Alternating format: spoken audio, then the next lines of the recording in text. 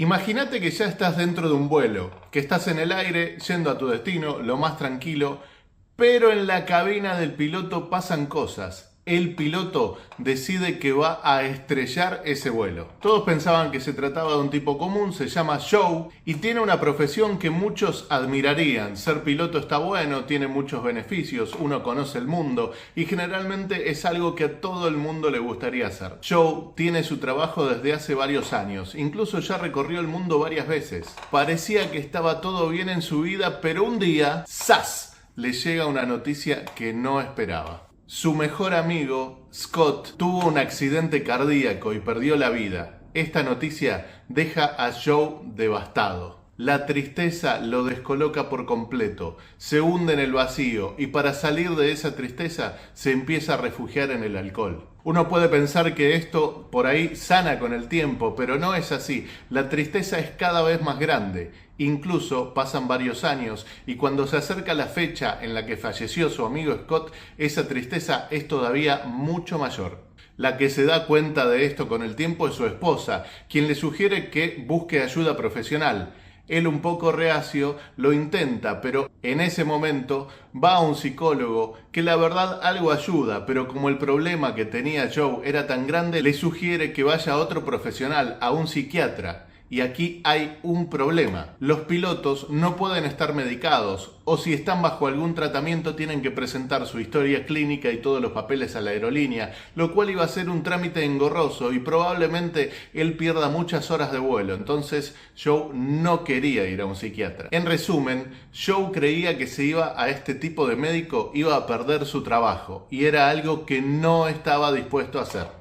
Por lo tanto, rechaza toda medicación posible y se refugia todavía más en el alcohol. A todo esto ya pasaron prácticamente 6 años desde que murió Scott y en un momento tienen que realizar un viaje a Washington con su grupo de amigos, grupo que compartían con Scott. Le van a hacer una especie de homenaje con un memorial y van a decir unas palabras en nombre a él.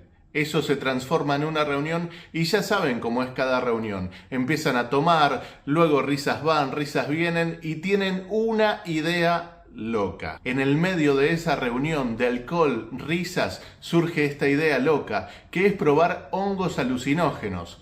No se sabe quién, pero alguien sugirió dentro de ese grupo que eso podría ayudarlos a sanar ese dolor, porque iban a hacer nuevas experiencias y por ahí tienden un puente que sane justamente la tristeza que venían teniendo.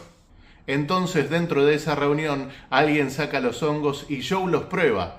Es la primera vez que había hecho algo así y al principio hasta podría decirse que se siente un poco mejor ya que se había olvidado del motivo que lo tenía triste, incluso se ríe más y la empieza a pasar bien.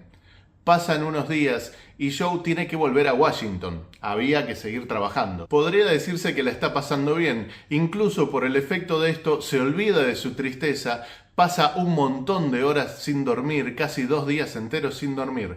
Pero en un momento, cuando pasaron los días y pasó la tristeza y el efecto principal de los hongos, tiene que volver a Washington porque hay que volver a trabajar. En ese momento es cuando va al aeropuerto y se sube a un avión de unos colegas. Saben ustedes que los pilotos tienen un asiento dentro de la cabina en la cual reciben a sus invitados. Y acá es cuando comienza la peor parte de todo.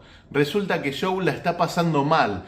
El efecto de estos hongos todavía no se fue y está alucinando con muchas cosas dentro de la cabina de los pilotos del avión. Él está sentado en su asiento y tiene un mal viaje, siente una pesadilla literal. En su cabeza cree que está dentro de un sueño y que la única forma de salir es despertarse. Y para despertarse se le ocurre tirar de unas manijas que estaban en el techo del avión. Resulta que esas manijas de las cuales tiraba Joe son extintores de incendio, que están preparadas incluso para apagar el fuego en los motores. Imagínense el caos que puede haber en una cabina de un avión cuando alguien tira de esas manijas. Todo se descontroló.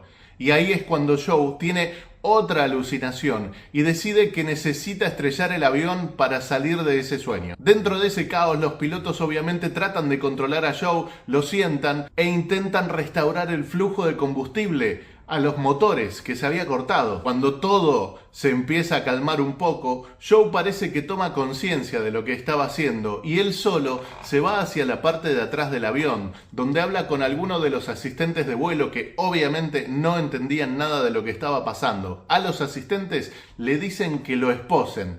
Entonces toman unas esposas flexibles de plástico que se utilizan en los aviones y lo dejan esposado y en uno de los primeros asientos. Y en un momento Joe tiene otro de esos ataques y trata de abrir la salida de emergencia para tirarse de ese avión. Es ahí cuando lo detienen de una manera mucho más fuerte e incluso le avisan a los pilotos, quienes en ese momento ya tenían miedo y en vez de ir hasta su destino original tienen que aterrizar de emergencia en Portland. Cuando aterrizan de emergencia, la policía ya lo estaba esperando e incluso uno de los pasajeros graba unos segundos del piloto siendo arrestado y llevado por la policía. Obviamente esto no queda ahí. Joe es interrogado por la policía y después por la justicia. Es acusado de 83 cargos de intento de homicidio. Su licencia de piloto es suspendida momentáneamente. Luego de que la justicia interviene, él sale bajo fianza. Si bien un tribunal federal retiró los cargos por el intento de asesinato de las 83 personas,